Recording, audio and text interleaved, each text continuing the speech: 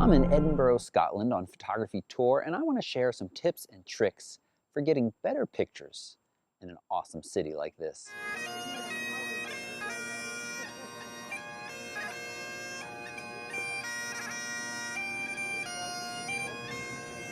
Cities are crazy and chaotic, so I've got one key word for you. Two keywords for you. Be deliberate. So as you're walking down the street, something's going to catch your eye. Could be a church steeple on the horizon, could be a cool doorway, a repeating row of townhomes, whatever it is. Once you've decided that, hey, that's interesting, I want to take a picture of it, you need to be deliberate in your framing, in determining what elements you're using in the frame to lead your viewer's eye to the subject. And you want to make sure that you're not letting anything distracting, brighter objects, funny shapes, creep into the frame that are going to detract or distract your viewer. Let's talk about time of day.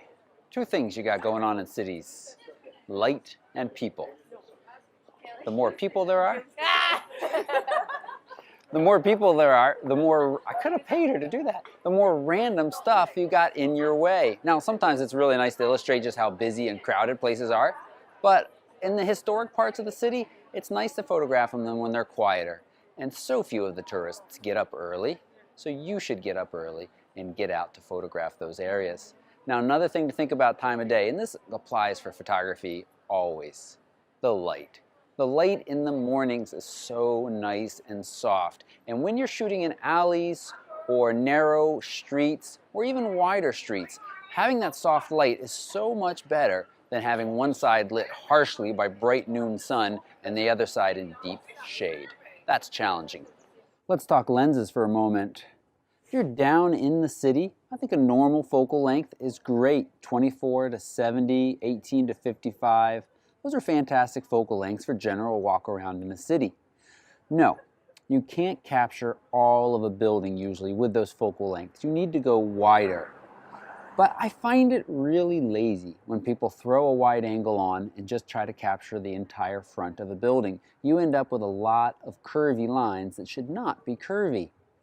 When you can use a wide angle is in those narrow, twisty alleys and archways that really kind of accentuates and opens up those small spaces. So, wide angle's great in small spaces. Normal focal length for general walk around. You might not be able to capture all of the building, but focus on the parts that are interesting. And if you can get to a higher viewpoint, looking out over a city, telephotos are fantastic for compressing the foreground and background and bringing all of that interesting repetition right up to your viewer. Let me share with you some of the things that I'm keeping an eye out for as I'm photographing in an old city. Reflections. There are fantastic shots just waiting to be all framed up of cool church spires, old architecture framed in a glass window, the rear view mirror of a scooter, a puddle. New construction, there's a lot of new buildings that offer a lot of glass mirror-like surfaces. It's kind of a cool, neat juxtaposition of the old and the new. So keep an eye out for those. They're a lot of fun.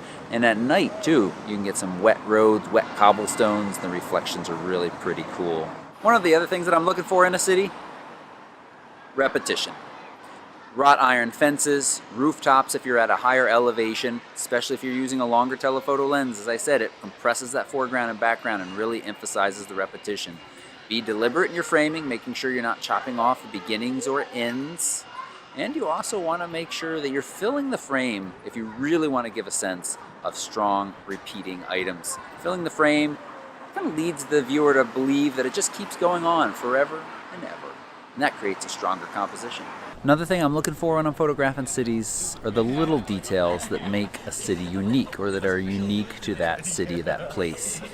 Anything from flowers on doorsteps to doors themselves to doorknobs to little designs in wrought iron railing to the brickwork under your feet.